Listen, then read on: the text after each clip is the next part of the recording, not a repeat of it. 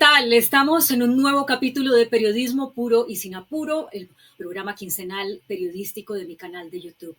Por supuesto que hoy el tema tiene que ser Ecuador, porque los ecuatorianos acuden de nuevo a las urnas solamente 15 meses después de haber tenido elecciones generales, porque, bueno, recuerden ustedes que el presidente Guillermo Lasso no terminó su mandato. Se aplicó lo que en Ecuador se llama la muerte cruzada. El Congreso quería destituirlo y él usó la muerte cruzada para decir, pues me voy yo, pero también se va el Congreso. Hubo elecciones y fue elegido Daniel Noboa para terminar el periodo de Guillermo Lasso, con lo cual, pues Ecuador tiene que volver a elecciones porque en mayo se acaba el periodo de Daniel Noboa.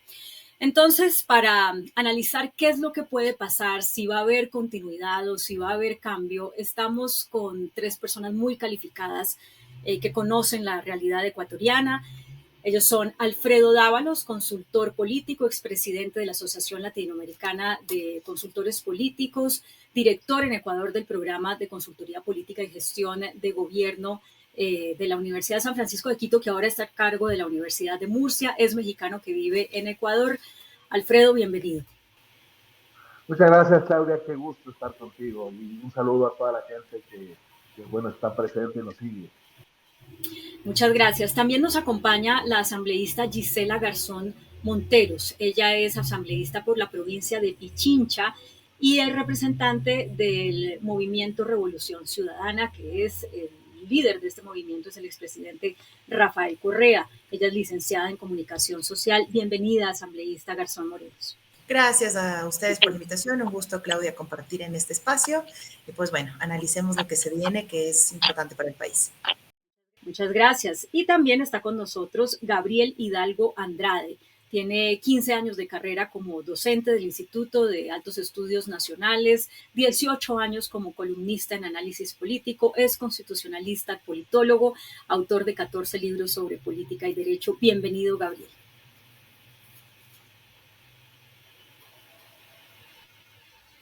Bueno, siempre hacemos una pregunta del programa y la pregunta de este programa es la siguiente. Ecuador elige continuidad o cambio. Y antes de darles la palabra para responder esta pregunta, quiero poner un poco de contexto. ¿Qué están diciendo las encuestas? La encuesta de Ipsos le da 45 puntos a Noboa, 31 a Luisa González. En este escenario tendría que haber no tendría que haber segunda vuelta porque la Constitución ecuatoriana dice que se puede ganar con 40% siempre y cuando haya 10 puntos de ventaja sobre el más inmediato contendor. Pero la encuestadora Comunicaliza dice que Noboa tendría 47%, González tendría 39%, con lo cual sí tendría que haber segunda vuelta, y la encuestadora Negocios y Estrategia le da la ventaja a González con 45%, 5 puntos por encima de Noboa, con lo cual tendría que haber segunda vuelta. Pero en las elecciones anteriores, en las que ellos dos también participaban, las encuestas decían que iba a ganar Luisa González, pero ganó Noboa en segunda vuelta. Entonces, con este panorama, quiero preguntarles a los que saben, y voy a empezar por la asambleísta Gisela Garzón. ¿Continuidad o cambio, asambleísta? Es importante, sobre todo por el momento en el que está viviendo el país. Cerró enero de este año como el mes más violento de la historia del Ecuador, con más de 700 muertes violentas. Y eso nos pone en un panorama mucho más complejo en términos de qué requieres de un nuevo gobierno, pero sobre todo de cuáles son las urgencias de este nuevo gobierno, cuáles deberían ser las prioridades de este nuevo gobierno. Si bien la etapa de transición, producto de la muerte cruzada, la disolución de la Asamblea que explicabas a detalle previamente, implica un periodo corto de gobierno, se entendía que el gobierno que iba a asumir ese periodo corto entendía cuáles eran las urgencias y podía enfrentarlas de mejor manera. Pero lamentablemente tuvimos que comprobar que no es así. Eso en primer momento. Y lo segundo, nos enfrentamos también a un escenario muy complejo en términos de las condiciones, tanto de los candidatos y candidatas como de quienes hacemos política en el Ecuador. A esta elección, quienes somos autoridades electas por un partido político, no pudimos hacer campaña, producto de una sentencia que pretendía destituir al alcalde de la capital, de Quito, y que determinó que Independientemente que estemos pidiendo licencia o en vacaciones, no podemos hacer campaña. Y eso de alguna forma puede decantar una serie de análisis, pero claramente posesiona a un sector como el observado, como el cuestionado, mientras que otros sectores han violentado la sentencia a la que hago referencia sin ningún problema.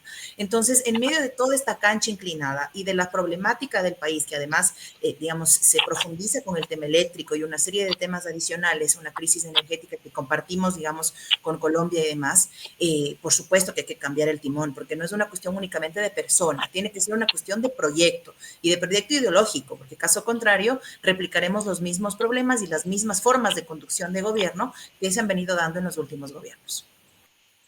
Muchas gracias. Señor Alfredo Dávalos, ¿habrá continuidad o cambio?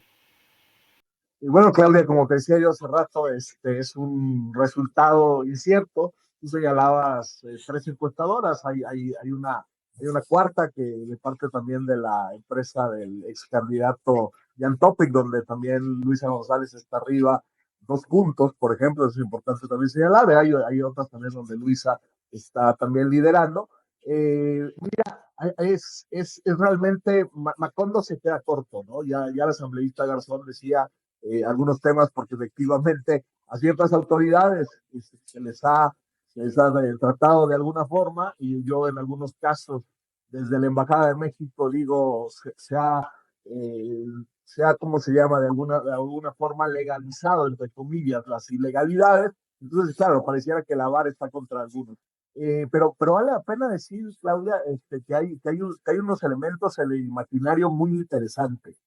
Ha logrado el presidente Noboa meter en el imaginario, con lo que comentaba también la asambleísta, que prácticamente el correísmo no es el cambio, aunque en teoría podría ser, entre comillas, el cambio. Pero lo ha metido y lo ha vendido muy bien que no es el cambio, porque, bueno, Luisa, como tú lo señalabas al inicio del programa, repite ya como candidata en una elección.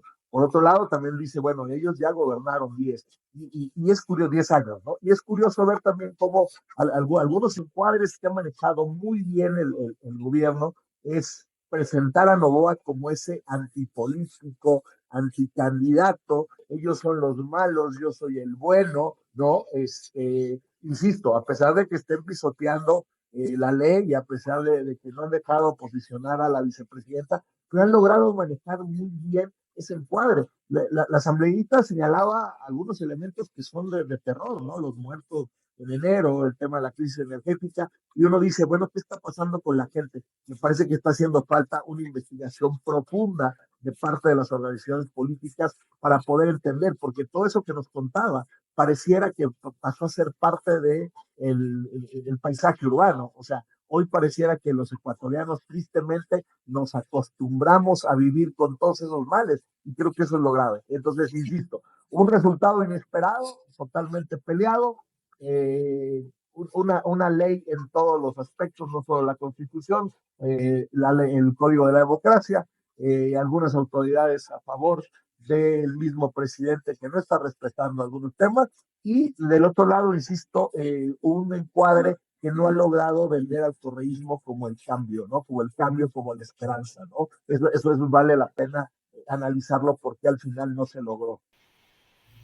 Gracias, Alfredo. Señor Gabriel Hidalgo Andrade, ¿habrá continuidad o cambio? Vamos a ver, hay algunos elementos que se tienen que mirar. Primero, que el sistema político del Ecuador, para el caso de la interrupción en el ejercicio de la presidencia, como fue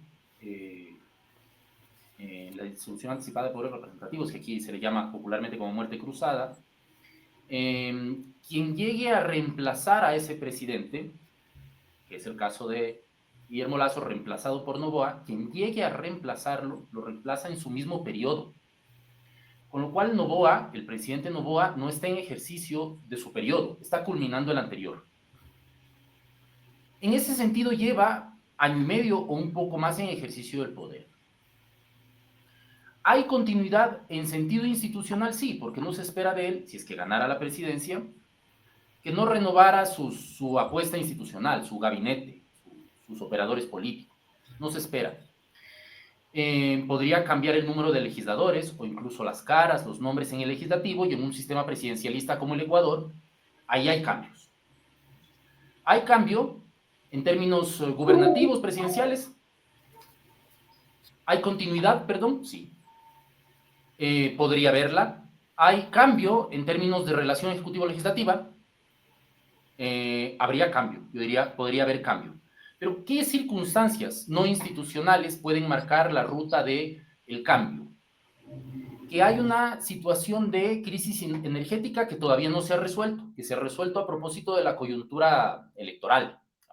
Es una solución temporal. Hay que resolver este problema de forma permanente, primero. Segundo, la crisis de seguridad, ¿no? La crisis de seguridad es un tema que todavía está condicionando la configuración de la política y difícilmente, si fuera Noboa el elegido, no reelegido porque ya dijimos porque no es reelegido, si fuera Noboa el elegido, o si fuera González la elegida, que son los que aparecen con mayores posibilidades de encabezar las elecciones del domingo. Si cualquiera de ambos en una sola vuelta llega al poder, o incluso si se la disputan entre los dos y cualquiera de ambos se convierte en presidente o presidenta, estos dos temas son los temas más urgentes en la política del Ecuador. Con lo cual, continuidad podría haberla en términos institucionales, difícilmente en términos políticos, pero por ejemplo en materia de seguridad, en materia de políticas públicas para la inclusión económica o para resolver, por ejemplo, también otra materia que no he topado, que me parece importante, que es el asunto de la crisis alimentaria. Cada vez hay menos gente con capacidad de poder llevar alimentos suficientes a su mesa. Difícilmente con lo que se viene haciendo o con lo que se ha hecho es suficiente para continuar un esquema de gobierno, sea quien sea el que llegue a administrar el poder. Pues, Gabriel, usted acaba de dar en el punto de lo que a los ecuatorianos más les importa, que es la situación de inseguridad. Yo llevo muchos años cubriendo América Latina y creo que al principio de mi carrera cubriendo América Latina nunca nos imaginábamos que Ecuador se iba a convertir en uno de los países más inseguros de la región, con esa tasa de homicidios tan aterradora.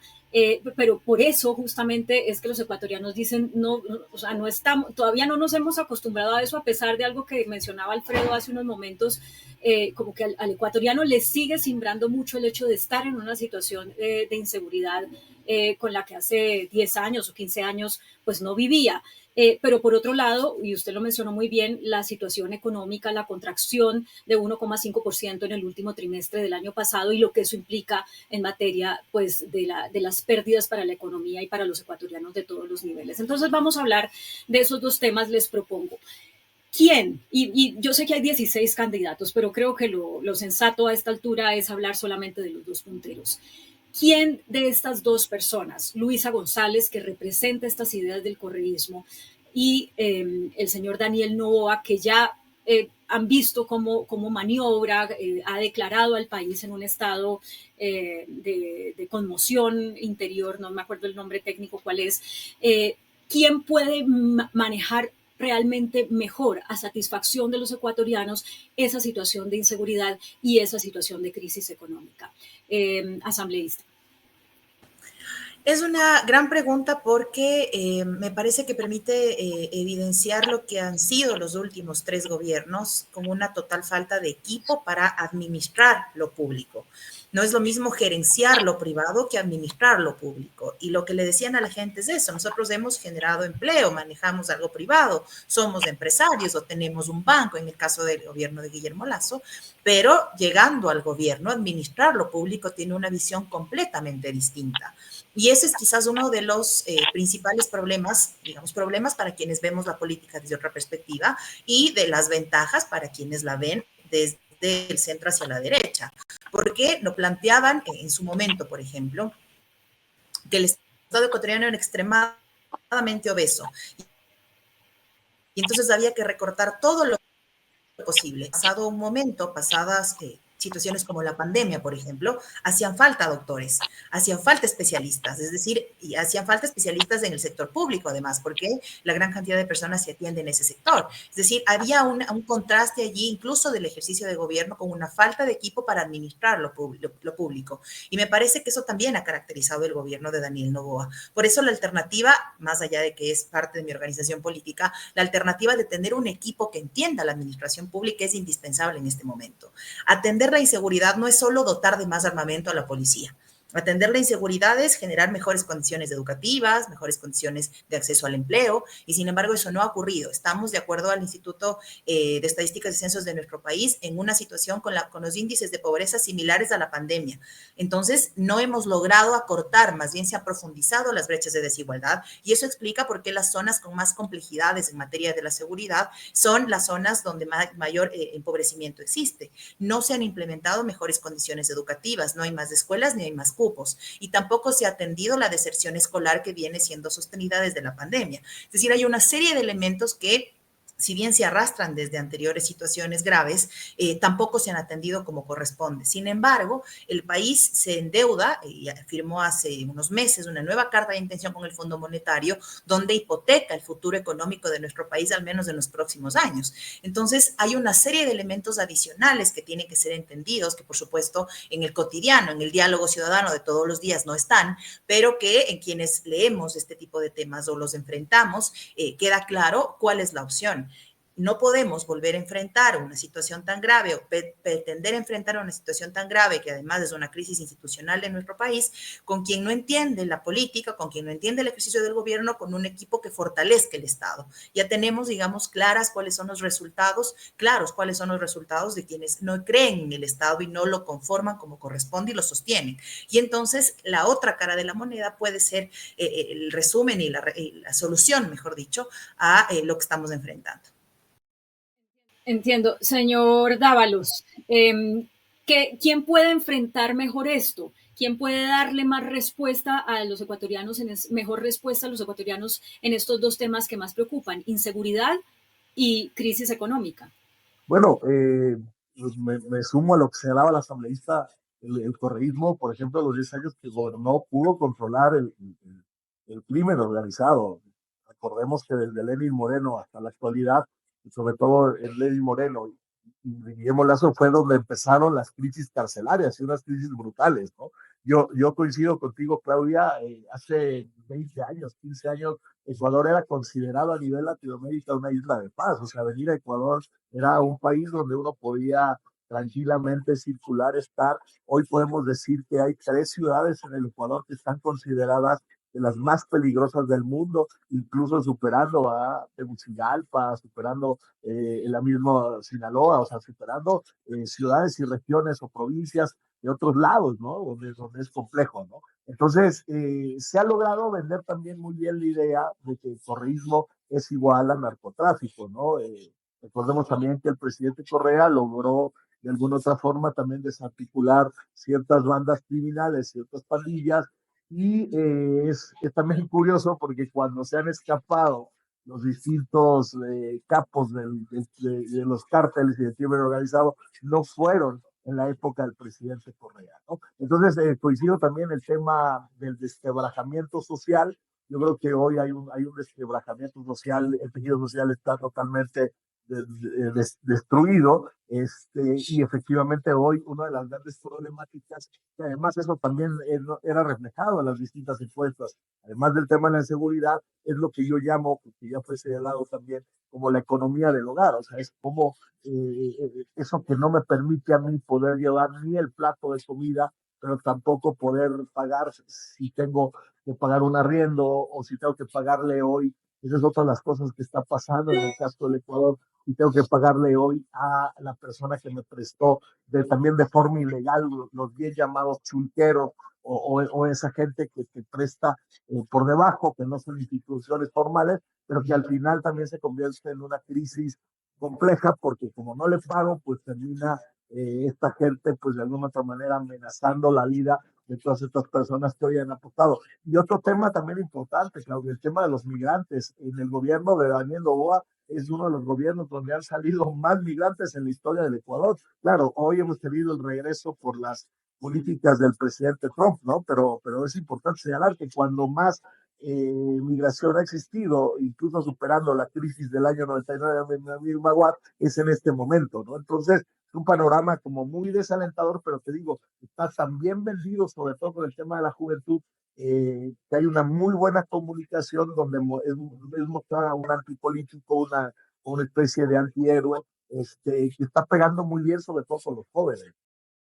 Sí, pues justamente quisiera, para introducir la misma pregunta para Gabriel, compartir las cifras de la popularidad del presidente Noboa, porque él ganó popularidad significativamente apenas se tomó posición del cargo, pero luego pues ha caído también significativamente. Sin embargo, como decíamos hace un momento, pues tiene varias encuestas le dan un margen importante para ganar. Y entonces mucha gente, y sobre todo desde afuera, se puede preguntar, pero ¿por qué un presidente que ha caído en popularidad, donde hay unas cifras de 700 muertes violentas en solamente el último mes, puede estar siendo considerado como la opción que puede solucionar ese problema de la inseguridad y esos problemas de carencia económica? Creo que perdimos a Gabriel por un momento, pero bueno, vamos a continuar en la conversación mientras lo recuperamos a él. Y les voy a plantear este tema al asambleísta y al señor Dávalos que nos acompañan. Sabemos que el presidente Noboa se enfrentó con su vicepresidenta y entonces decidió que no quería que ella fuera su vicepresidenta. Y nada más esta semana el Congreso ha dicho esa designación que hizo el presidente Noboa de otra mujer como vicepresidenta, pues no aplica. La vicepresidenta sigue siendo la que se eligió en la fórmula hace 15 meses. No obstante, pues el presidente Noboa está en campaña como presidente, porque tampoco pidió licencia. Todo este contexto para preguntarles qué puede pasar si el señor Daniel Noboa es reelegido. Puede después ser destituido precisamente como consecuencia de esto de haber hecho a un lado a la vicepresidenta electa. Se puede volver a presentar una muerte cruzada en cualquier momento. ¿Cómo ven ustedes ese panorama, digamos, desde lo jurídico y desde lo constitucional, si gana el señor Daniel Noboa, asambleísta? Para no perder el hilo de lo que decía previamente, además, digamos, del tema de la popularidad y de lo fácil que es diluir el diálogo político a través de las redes sociales, que procuran lo inmediato, que no fortalecen, al menos las que son de uso masivo, como TikTok, por ejemplo, que no son o que no se las entiende como correspondería. Me parece que además hay un cansancio generalizado por todo lo que ha venido pasando en los últimos años. En el Ecuador el voto es obligatorio y suele ocurrir cada 2 años, digamos. Cumples el periodo presidencial, eliges de nueva cuenta y 2 años después eliges autoridades locales, provinciales, cantonales y territoriales. Y lo que ha venido ocurriendo es que hemos estado en las urnas en los últimos 3 años prácticamente de seguido. Vino el tema de la elección de las seccionales, luego vino la muerte cruzada, se dio una consulta popular y vamos a las urnas de nuevo. Entonces puede sentirse un cansancio, un hartazgo por eso en el país y entonces un rechazo a la política.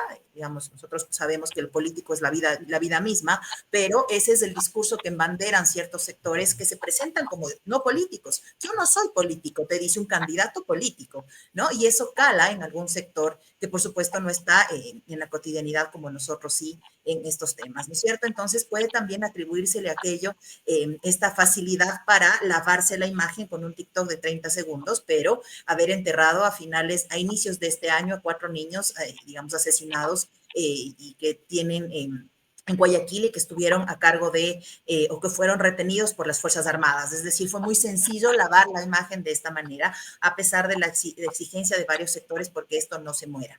Entonces, en todo este contexto al que hago referencia, estas ilegalidades que son gravísimas para cualquier Estado de Derecho, para cualquier democracia que se precie de serlo, no llegan a tener mayor relevancia.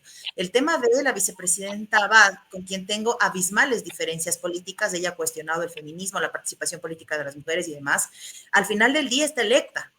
y fue posesionada por la Asamblea Nacional en la misma ceremonia en la que se posesionó al presidente Noboa.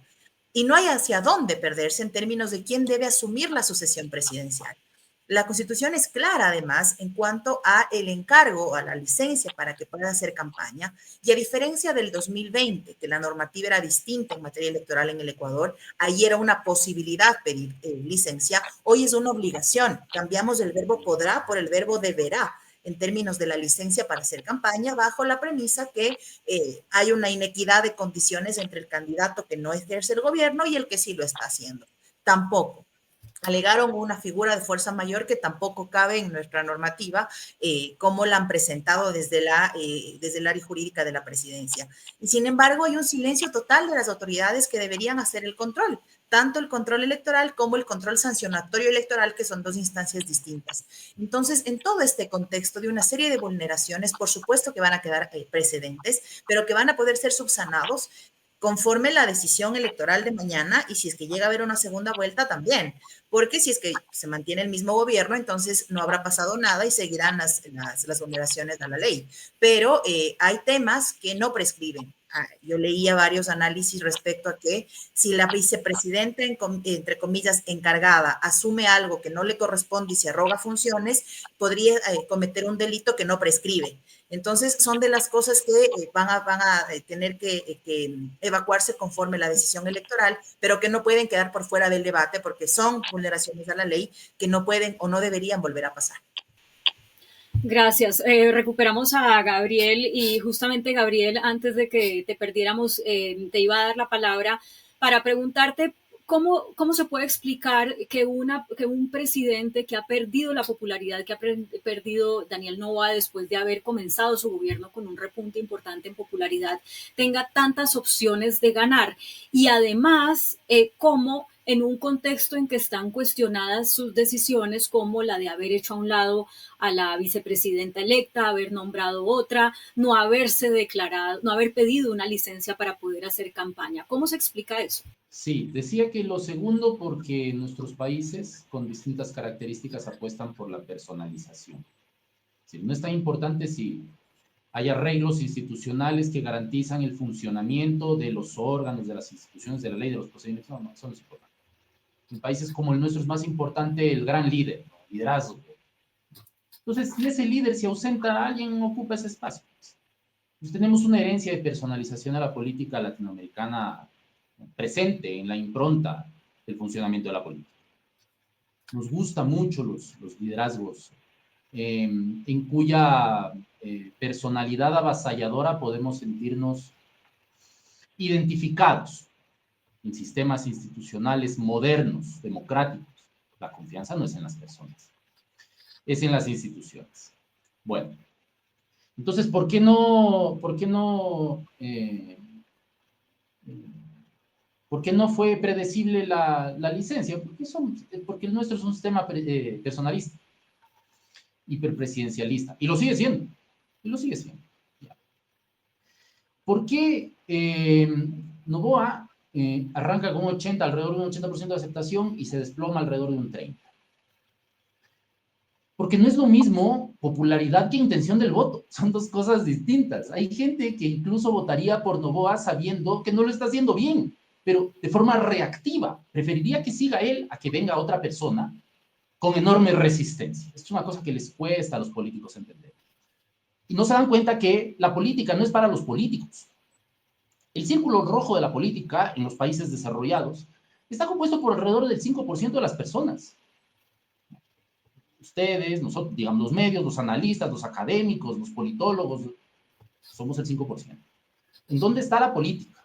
La política real, allá afuera, en el 95%. ¿Qué es lo que quieren los votantes? Los votantes quieren ser mirados. Los políticos, los politólogos, los académicos, los analistas, los periodistas, hablamos en términos aburridos. Eso no le gusta.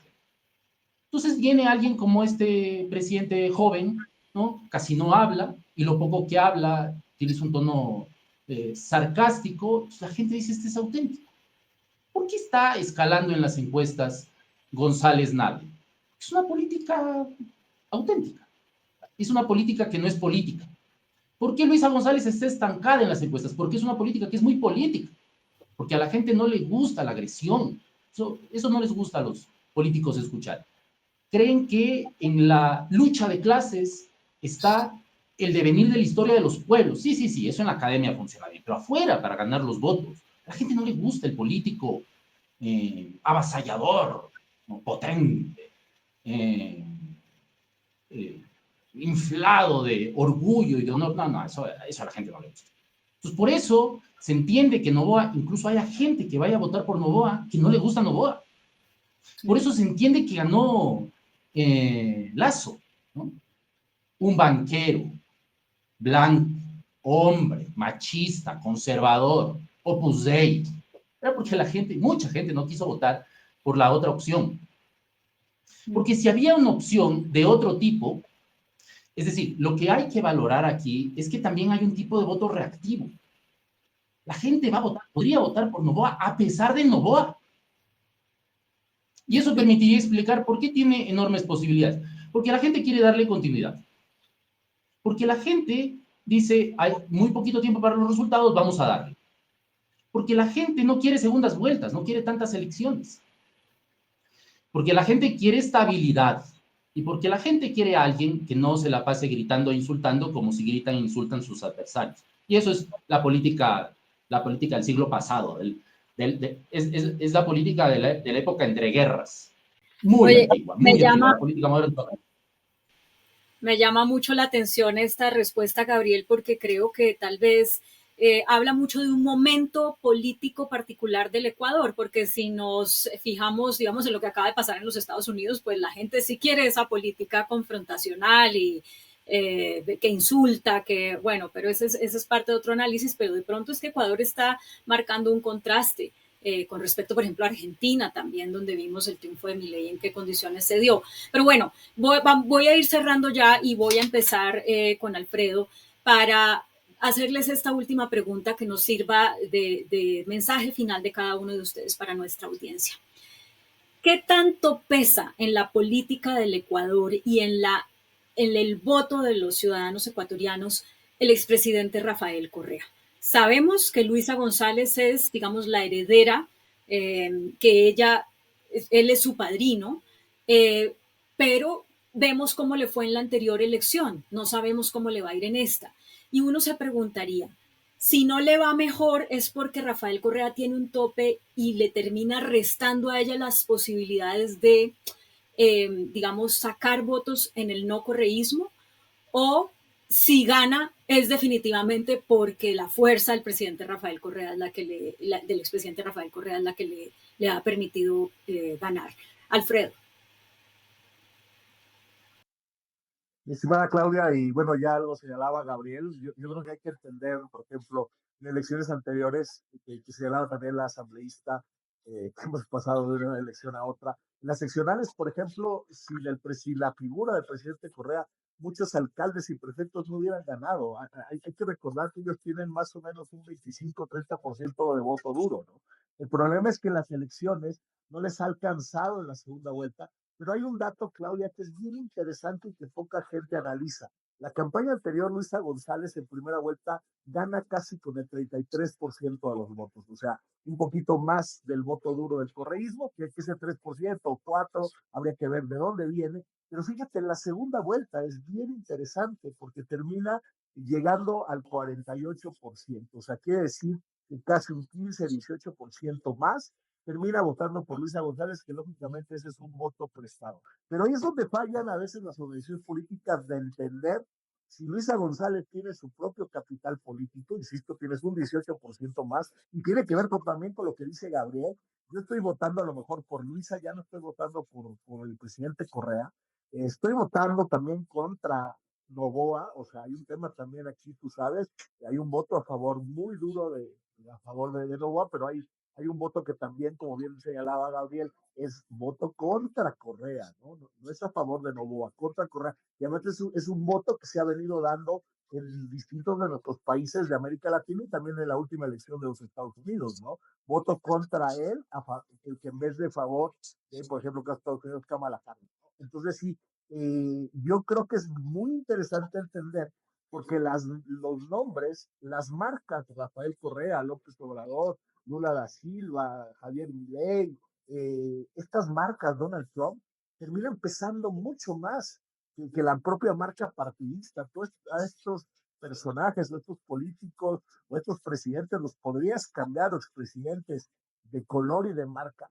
y te puedo apostar que van a seguir teniendo el mismo resultado, ¿no? A esto se ha perdido también, ¿no? Esa falta de instituciones o partidistas tan fuertes como antes, ¿no? Entonces sigue pesando. El problema es que ahora el presidente Correa ha caído en el juego, ya desde hace algunos meses, cayó en el juego de Daniel Noboa, en donde Daniel Noboa de alguna manera le ponía una especie de cascarita y él ha caído en pelearse. Y como bien decía Gabriel, a la gente pues no le agrada tanto el tema de la bronca y el pleito. Pero sí, a diferencia de lo que decía Gabriel, sí te puedo decir, Claudia, sí le gusta a la gente y en países como el Ecuador el modo del cacique, ¿no? El modo de la hacienda, el modo de... Y por eso es que lo que decía la asambleísta con el tema de la vicepresidenta, por eso el tema de ser mujer y todo eso no es que termina teniendo tanta fuerza, porque claro, seguimos en ese modo de hacienda y de cacicazgo, ¿no? Muchas gracias, asambleísta. Su mensaje final a propósito del peso de la figura del expresidente Correa en estas elecciones. Formo parte de la organización política del proyecto de la Revolución Ciudadana desde que tengo 15 años. En ese momento, digamos, empecé a militar creyendo no solo en la posibilidad de un cambio a través del proyecto político, sino confiando en la conducción de un liderazgo que permite consolidar otros. Y si bien la figura del presidente Rafael Correa jamás va a pasar desapercibida y está muy metida, no solo en términos de liderazgo y de conducción, sino además en términos de cariño. Cuando recorremos en la campaña hay mucha gente que lo tiene enmarcado en su casa, en su sala, en su comedor, en su espacio familiar, porque recuerda que un hijo, una abuela o una madre pudieron ser atendidos en el hospital público y no les costó. Es decir, hay además una gratitud a través de este tipo de servicios que se fortalecieron en su gobierno y que por supuesto lo mantienen allí, en esta gratitud y en este cariño que tiene muchas personas en el país, pero además es un conductor, y me refiero a aquello porque muchos de los liderazgos que en este momento están asumiendo diferentes representaciones locales son liderazgos muy fuertes y que incluso en muchas ocasiones han tenido diferencias con él. Voy a poner el ejemplo de Paola Pavón. Paola Pavón, cuando asambleísta, tuvo una diferencia muy importante con él alrededor de los temas de los derechos de las mujeres. Yo en particular defiendo las mismas tesis que Paola Pavón y sin embargo hay otras compañeras que no las defienden, pero siguen siendo liderazgos importantes. Por supuesto que predomina el liderazgo y la conducción de Rafael Correa, pero esto no significa que otros liderazgos que están emergiendo, que estamos creciendo, no podamos tener estas diferencias. Y eso es una cuestión que quizás no se traduce adecuadamente en la comunicación porque hay muy poca cultura de partido, si se quiere, en nuestro país, que no discrimina estas diferencias o que no les da el lugar que correspondería a estas diferencias en particular. Pero retornando o concluyendo el mensaje a través de la representación de Luisa González, que es quien asume en este momento este reto, justamente desde esa diversidad, me parece que es la persona que asumió un momento muy complejo para hacer campaña, un momento muy violento para hacer campaña. Han enfrentado las diferentes candidaturas, entiendo que la de Leonidas Giza también, han enfrentado una serie de amenazas durante todo este tiempo que han hecho que tengan que aceptar guardia o custodia militar por todo el riesgo que significaba movilizarse a través del país. Entonces, en este contexto en particular, estos liderazgos que conducen de manera fuerte sí se pueden diferenciar. El liderazgo de Guillermo Lasso pasado prácticamente desapercibido a pesar que tiene candidato con su partido. Y sin embargo, el liderazgo de Rafael Correa sigue siendo, recuerdo que hubo un conteo incluso del último debate de cuántas veces se lo mencionó durante todo el debate. Es decir, siguen existiendo estas diferencias. Y me parece que esta elección va a marcar un antes y un después, sí, pero sobre todo va a permitir, o al menos aspiro que así sea, una reformulación del sistema de partidos de nuestro país, porque no es correcto tantos candidatos, partidos completamente desaparecidos, debilitados, y en un momento donde debería ser la vía electoral y la vía democrática la que permita alternativas reales para enfrentar la crisis que estamos viviendo.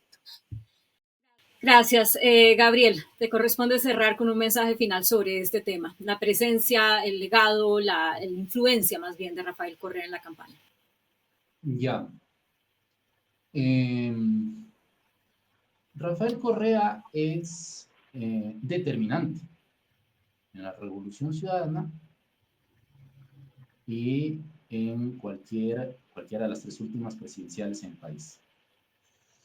Determinante, pero es también un límite para la Revolución Ciudadana y una oportunidad para las opciones adversarias a la Revolución Ciudadana. Es una oportunidad.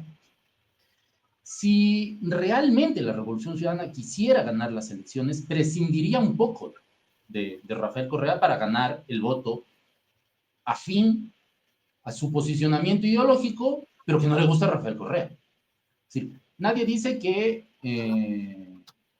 lo archiven, ¿no? Pero no tiene que estar tan presente. Porque si